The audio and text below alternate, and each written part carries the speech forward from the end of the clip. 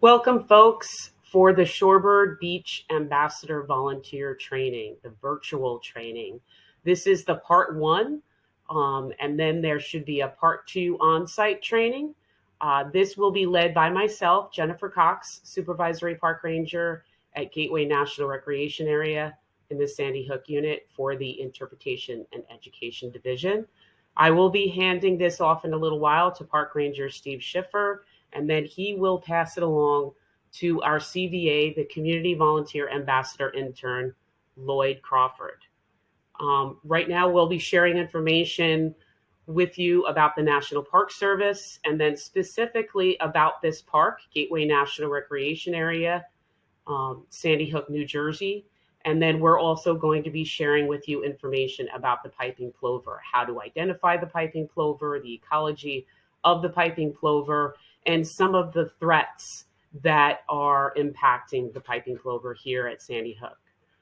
The piping plover became a protected species under the Endangered Species Act in 1986, and it is also included in the Migratory Bird Treaty Act of 1918.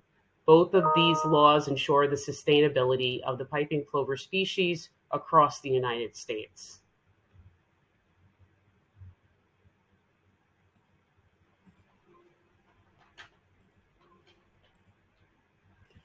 The National Park Service is an agency of the United States government that manages all national parks and all national monuments. The National Park Service Organic Act was created on August 25th, 1916, and the agency is responsible for preserving the ecological and historic integrity of places while also making them available and accessible for public use and enjoyment. The National Park Service mission is to protect and preserve unimpaired the natural and cultural resources and values of the national park system for the enjoyment, education, and inspiration of this and future generations. Why are national parks set aside? National parks are set aside because they possess geological features, diverse ecosystems, and recreational opportunities that boast an astounding array of topography and ecology.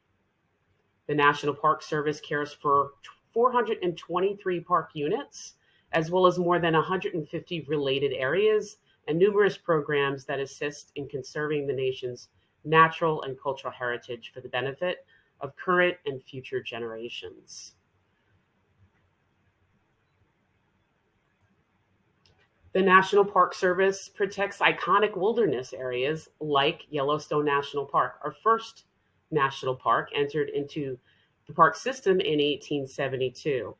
The Park Service preserves the Native American culture of the Sinagua Indian at Montezuma Castle National Monument in Arizona.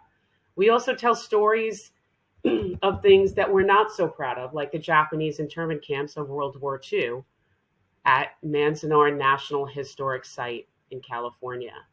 We protect places of immense cultural importance like New Orleans Jazz National Historical Park. Gateway National Recreation Area was signed into legislation on October 27, 1972, with the purpose to preserve and protect scarce or unique resources with relatively convenient access. Both Gateway National Recreation Area and Golden Gate National Recreation Area were created on the same day. They are sister parks, representing a revolution in our national park philosophy. In a major strategic adjustment in its mission, the National Park Service began to add urban parks to its inventory. Gateway's 26,000 acres extends from Sandy Hook, New Jersey, along the south side of Staten Island to Jamaica Bay and Breezy Point in New York. Gateway was assembled from city parks, military sites, undeveloped land, and Gateway weaves together history, nature, and recreation areas to create an extraordinary national park. Gateway provides abundant recreational and learning opportunities from swimming, boating, kayaking, and fishing to team sports, bicycling, and nature study. The nation's oldest lighthouse, forts that defended America, and sites that trace aviation's early days tell significant stories. The living world can be explored in a wildlife refuge, a holly forest, ocean, dunes, and coastal uplands. Gateway is the fourth most visited park in the national park system with over 9 million visitors per year. So let's talk a little bit about Sandy Hook. As I mentioned, Gateway is broken up into 3 units. So we have the New York unit, which includes Staten Island unit, as well as the Jamaica Bay unit. And then you have the New Jersey side, what we call Sandy Hook. Sandy Hook is a 7-mile peninsula located at the northernmost point of the Jersey Shore. And as you can see on this map, there are a number of recreational beaches. So let's start with the southern end. Beach B is a non-guarded beach, but it is a recreational beach where you'll see folks going out to surf, as well as wade in the water or sun themselves on the beach as well. Beach C is a life-guarded area, as well as several others. And just to let you know, the guarded areas are between Memorial Day weekend and Labor Day weekend. Beach D is also a life-guarded area beach. Beach E is also a life-guarded beach. Fishing Beach is solely for the purpose of fishing. Gunnison Beach is also a life-guarded beach, and North Beach is also a life-guarded beach. So I'm going to pass along the baton, and Steve is going to share with us a little more information about the volunteer program in the National Park Service, as well as specifically here at Gateway National Recreation Area.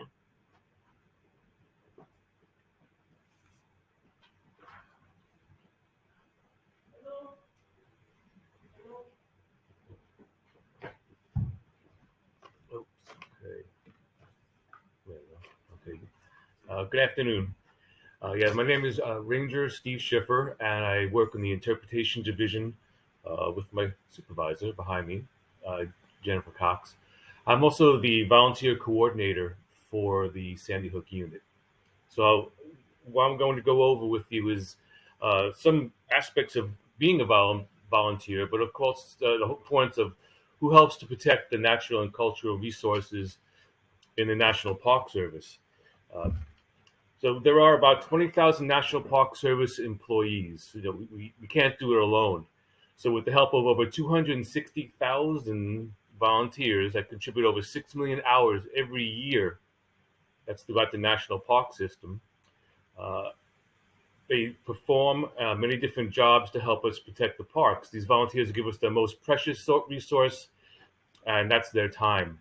This includes resource management projects, such as what Carl will talk about a little later, the Shorebird Ecology Ambassador Volunteer, historical tours, maintaining park trails, assisting with special events in the park. In Gateway, there are also several opportunities to volunteer, and those are in resource management, also visitor services such as assisting interpretation, giving tours. In this case, you see the center, that's the historic Sandy Hook Lighthouse. We also have park ambassadors or people working on our trail. That's where they're with their dogs. So we have shorebird ambassadors. Now we have park ambassadors as well. And also people who do, again, and maintain trails. So it's a combination of volunteers that help us make this all work. And down in the right-hand lower is just one spring brunch you have. So it's a chance when we have to, all our volunteers get together, we have a chance to recognize them and thank them again for the help that they provided in making it all work here. So I'm going to go over a few of volunteer rights with everyone. So you can follow along, please.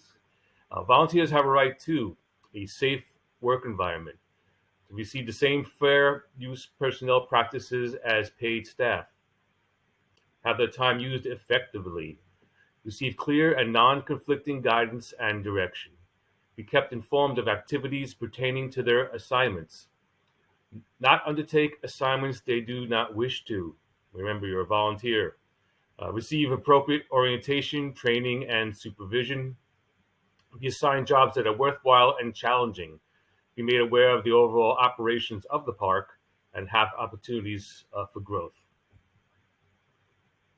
Volunteers also have the right to be offered a variety of experiences, receive regular, clear feedback on the quality and effectiveness of their work, be recognized for their contributions, have an opportunity to provide input into the volunteer program, be trusted with the information needed to carry out their jobs effectively, and be assigned a direct supervisor. I do want to add one thing, though. As far as being recognized, the Park Service does actually have a volunteer pass for those volunteers that contribute 250 hours in a year, in the calendar year.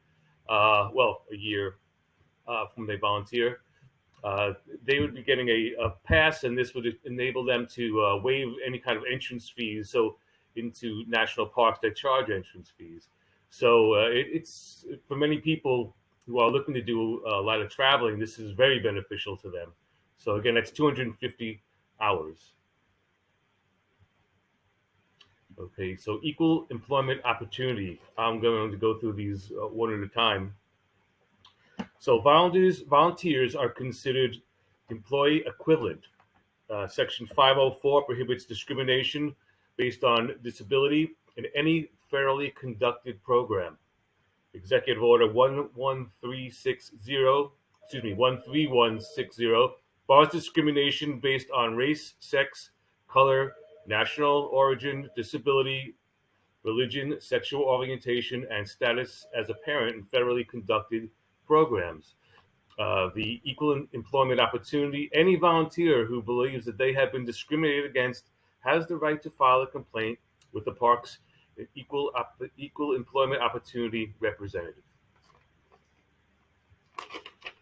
And volunteer responsibilities. Volunteers have the responsibility to make safety the highest priority. Represent the National Park Service in a professional manner. Follow the park's policies and guidelines and understand its organizational structure. Seek and accept the guidance and support needed to complete assignments.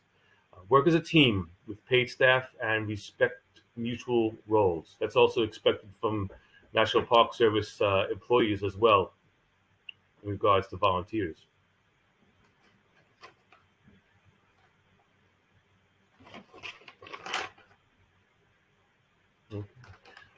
Volunteers also have the responsibility to be reliable in fulfilling assignments, do a quality professional job, respect access to information, facilities, and equipment, learn from and participate in training sessions and meetings, provide notice of absence, make a good faith effort to resolve differences or problems, and care for park resources.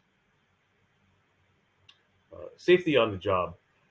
There are certain protocols we do have, and we, just as employees, we would ask volunteers to follow this as well. And this would be in the case of an injury, no matter how minor. We do want you to report this immediately. In the case of a more serious injury or an incident, you would call our park dispatch, and the number is there actually below if you need emergency assistance at Sandy Hook, and there's our dispatch number, which we would ask volunteers to have a phone with them. They will not be handed out a radio, so that will be your main source of being able to contact us. Your phone plug in the 718-354-4700 number. So after contacting dispatch, our emergency service, and letting them know of any injury or incident, you would then contact your supervisor. There's also a couple of other forms that would need to be filled out, because as a volunteer, the agency would be responsible to provide care for you.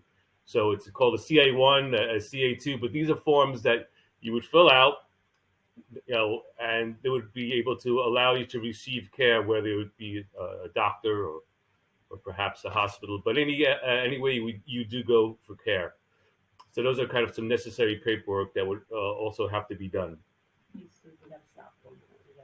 Okay,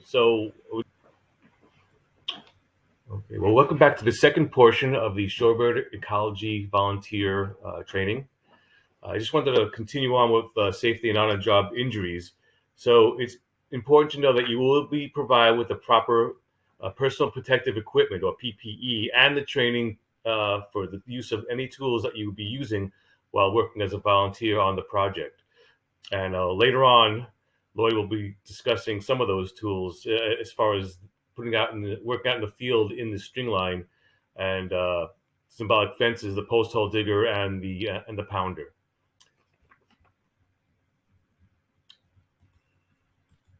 So be talking about the paperwork and why it's necessary. So from previous screens, you'll see that we do mention a lot of different paperwork, and it is really an important part of being able to volunteer safely here in the park. So the volunteer service agreement protects yourself. All volunteers must complete a signed volunteer agreement before starting their assignment.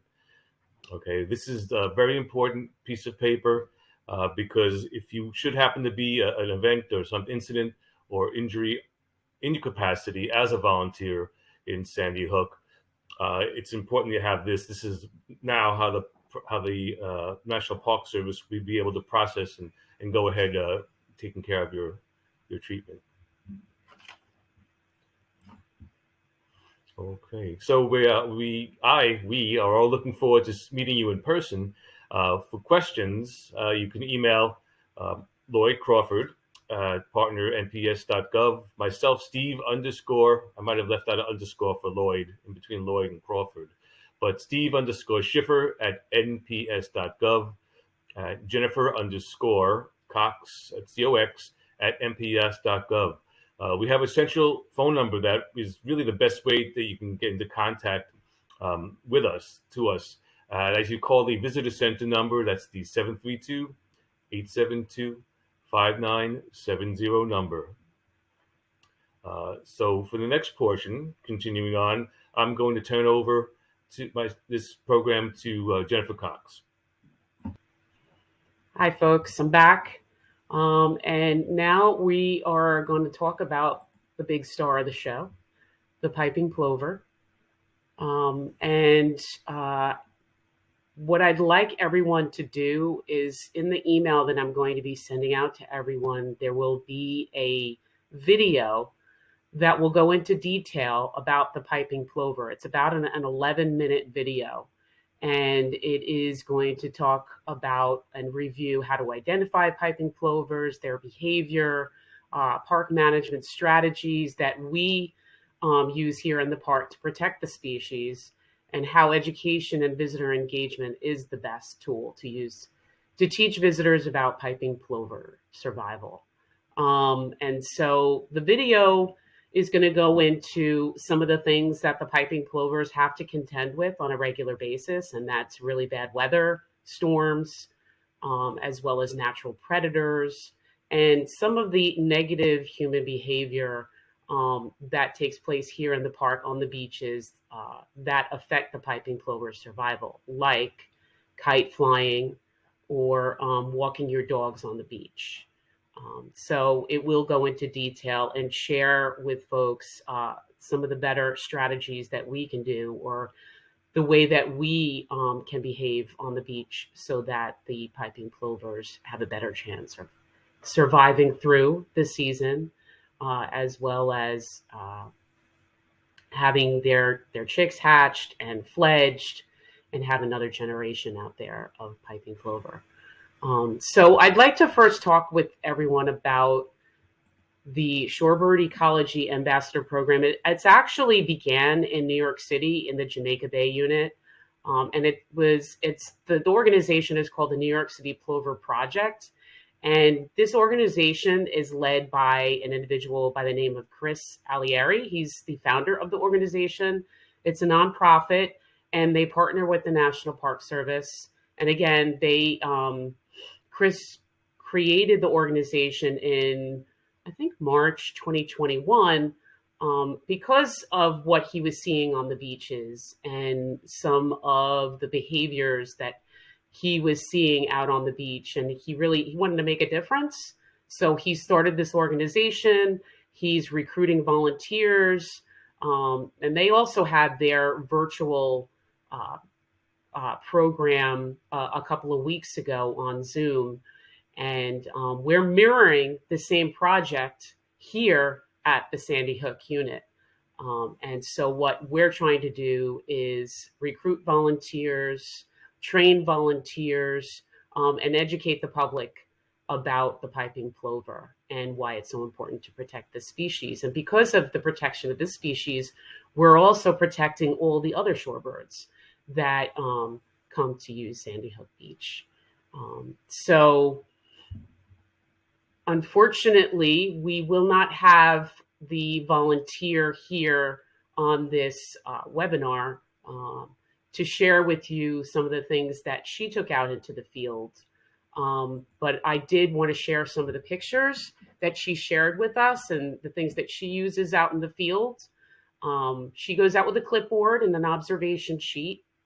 And she tallies the species that she sees out in the field, like the American oyster catcher or the terns, the various terns, as well as the various gull species that are out on the beaches. And of course, the piping plover, to count how many she's observing and viewing out there on the ocean beaches.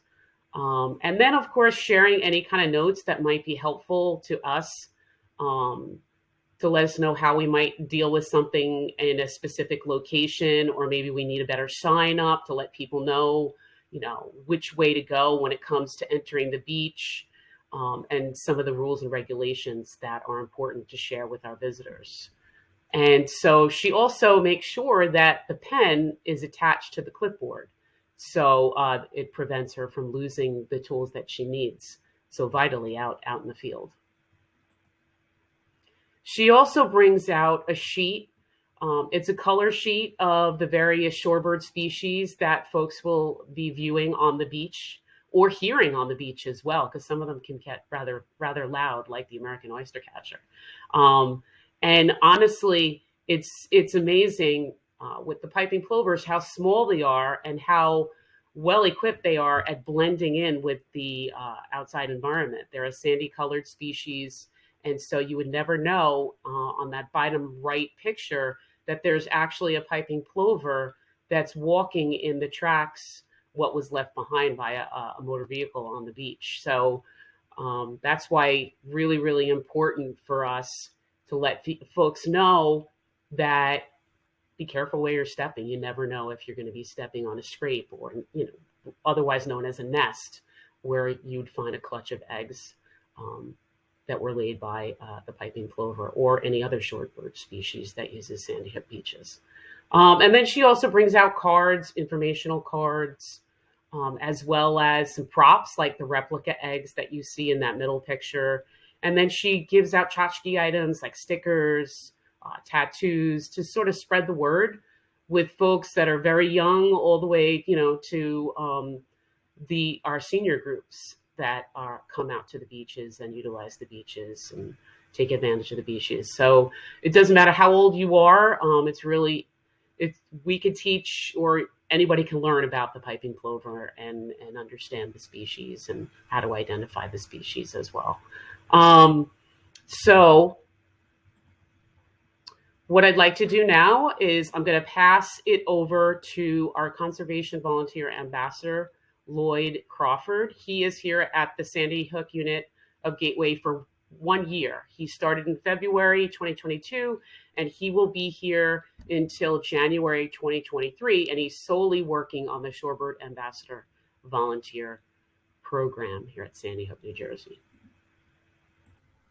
Hey, everyone. Like Jen said, I'm Lloyd Crawford, the Community Volunteer Ambassador. And I just want to go into some specifics about, what this volunteer program is going to be all about. So the piping plover is a federally threatened bird that nests on our shores in the spring and summer season.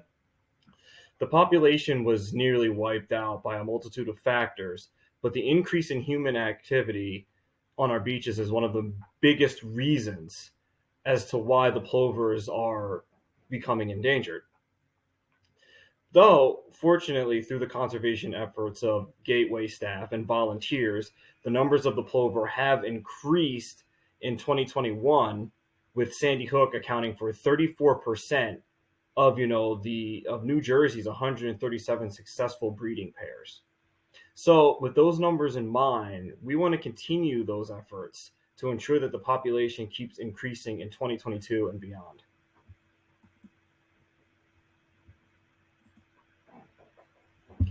So, for our volunteer program overview, we do ask for a seasonal commitment, but know that you just need to put in at least 2 hours every week. And those 2 hours that you put in every week don't have to be necessarily consistent from week to week. So let's say you want to volunteer on a Monday for 2 hours. The next week, you don't have to be logged into that Monday. You can volunteer on a Wednesday. And the following week, you can volunteer on a Saturday. So just know that while those days that you come don't have to be rigid and can be flexible, just know that we do ask for a seasonal commitment. So also know that our volunteer work will be on the beach or at our Piping Plover educational booth, which will be located at Lot C Beach Plaza. So how we're trying to arrange this is that volunteers will do shifts on a weekly basis. So volunteers will come in, you'll walk down the beaches, and you'll be doing a variety of jobs that I'll outline later on our next slide. So you'll either be doing that or you'll be in the education booth.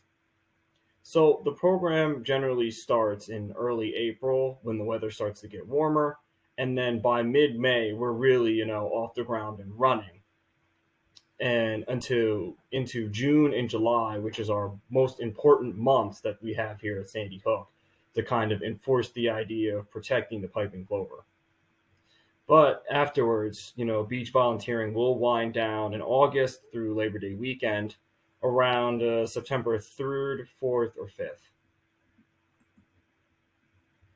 So going over the available volunteer positions that we have, we need people who will directly communicate with the public with information pertaining to the piping plovers and the other shorebirds that need to be protected in the area. These positions will be operating a visitor education booth at Beach Center C, which I went over in the previous slide. We also need assistant event coordinators, people with fresh ideas to help us grow the program, in a creative way that can reach as many people as possible. We need shorebird education patrols / data collectors who will kind of patrol down the beaches and communicate with people about, what to do with the piping plovers as far as like regulations that the park has, and also kind of record the piping plovers or other shorebirds that they see and kind of get those locations down as well to help our biotechs. We also need things such as, field workers who will come out in VIP event days and help us, move things around and set up exhibits and take down exhibits, labor tasks of that nature. And then finally, we really need, positions as far as visual arts are concerned.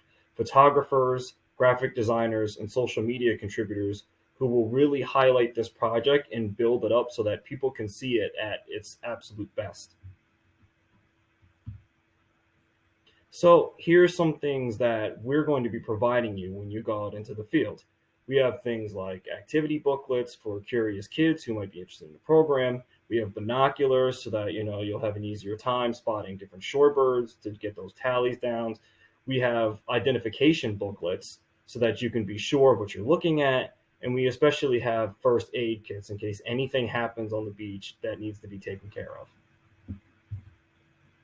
Now, there are some things as far as, some gifts and some work-related items that we will also be volunteering or we will also be offering you. So we have our volunteer shirts that you'll be given. We have our metallic water bottles that will, and then we'll have recharge stations so you can refill them out when you're out working. We have some fun things. We have Junior Ranger patches, and we have some decals and stickers and things like that you'll have. And also, down the line, there's a super special surprise that you'll be having. So, in just a second. Hey, everyone. Welcome back to our part 3 of our virtual training program.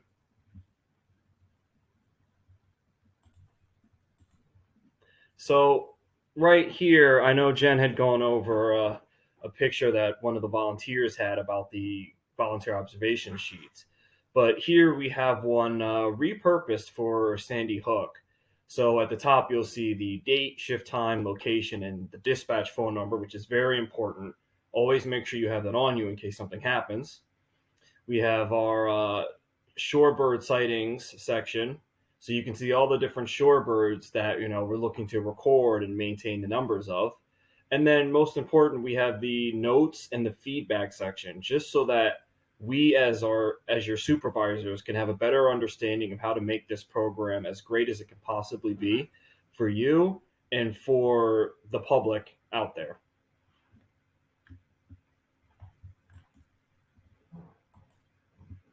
So here are some things to always remember to bring with you when you're volunteering with us. Always make sure you have water and a snack so that you're hydrated and healthy. So we don't want anything to happen to you. Always make sure you're full of energy before coming onto the job. Always make sure, if you have binoculars, we're working towards providing you with those. But if you have ones that you definitely want to use, make sure you also bring those. Also bring your sunscreen to make sure that you don't get sun damage out there, and your sun hat to keep the sun out of your eyes. Make sure that you have your phone on you at all times to contact someone in case anything happens, and make sure you have a camera so that you can record different shorebirds you see out there, or just anything you find interesting you want to share with us. And also make sure you have bug spray, because those critters out there can get pretty rampant.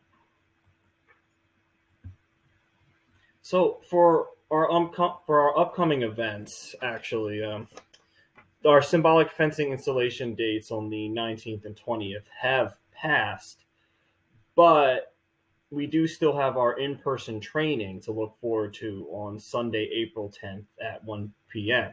at Lot City. So just about our symbolic fencing installation, though, those dates, the March 19th and 20th, are days that we typically aim for every single year when trying to run this volunteer program.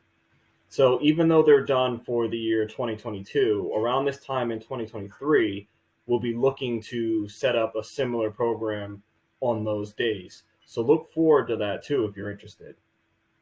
And also this Jamaica Bay will also be having their symbolic fencing installation on March 26th and the 27th. And they're in person on Saturday, April 16th. So if you would like to attend those as well, they'd be glad to have you. So next up, I just want to go over some of the beaches that we did put our symbolic fencing installation, and some beaches that are really critical to us keeping an eye on and maintaining, because piping plovers have nested there previously. So first up, we have Fee Beach, and Fee Beach is the southernmost beach in Sandy Hook. In 2021, there were 3 successful nesting pairs that used this beach. And as you see, just to clarify on the map, every single dot you see is where a post has gone up. Next up, we have Hidden Beach. And Hidden actually gets its name from the inconspicuous plover nests that were hidden from the watchful eyes of plover technicians. So in 2021, there was only a single pair that nested on Hidden Beach, but with potential of that number increasing, we want to make sure that this beach is still well protected. Next, we have the critical zone, which is named as such because it's the most inland point of Sandy Hook. And that's why, if you see, reinforced walls, those are there in case, waves come past a certain point. And in 2021, the critical zone had 3 nesting pairs. Next, we have North and South Gunnison Beach, which tied with the highest total of nesting pairs recorded with 14 pairs total. The high recreational traffic of this beach makes it a priority in concentrating not only our efforts in fencing installation, but also a place we want to concentrate interpretation efforts in order to bolster community awareness. And finally, we have North Beach Recreational, and Coast Guard Beach, which also tied with 14 total pairs. So, our symbolic fencing, even though it's passed, I still think it's very important that volunteers know how the process went in getting these posts down and how everything got stringed up. So it is physically demanding work, and you will be using tools called post hole diggers and slammers to install the fencing. So when as volunteers went out there, they definitely felt, it's upper body strength to really get that post in and to make sure you're collecting enough sand in order to make the hole deep enough so that the post can go in there nice and snug so that it isn't blown away by the wind. So we had sort of a system where volunteers were rotating the tasks. So in addition to installing the post, we also had string lining and flagging. So volunteers would make holes, install the fences, and then there would be a second group that comes along that strings the fences together and then puts the flagging in. So just some specifics about what a post hole digger and a fence pole driver are. Post hole diggers are what you see on the left right here, and they can get pretty heavy. They're used to install those wood fence posts at Sandy Hook beaches because they make a circular hole right where you need them to be. So, and the slammers, as you see on the right side, are used to install the metal posts on places like the Rockaway Peninsula beaches. So, just to reiterate, installing fence posts is hard work, but it's definitely not hard to master. You'll be given necessary equipment in later events in case we end up making more posts, and definitely in the following year when we do our symbolic fencing again, these are the kind of tools that you'll see and use. So even though our symbolic fencing installation event has passed, if you'd like to join us for any other volunteer events, here's my email right here for Sandy Hook, Lloyd_Crawford at partner.nps.gov. And if you'd like to volunteer with the Jamaica Bay unit, here is Ardrey Bartow's email right there, Ardrey_Bartow at nps.gov. And just to show you again, here are some upcoming events that we have. Even though our fencing installation is passed, we do still have our in-person training coming up.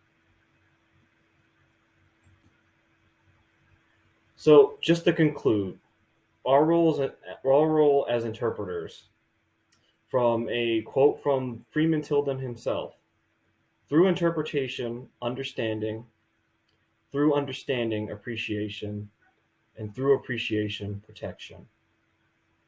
And those are just some words to carry with you as you continue volunteering with our PERC service. We serve the environment around us, and we serve the public as well. So thank you all for joining us, and I hope you have a great day.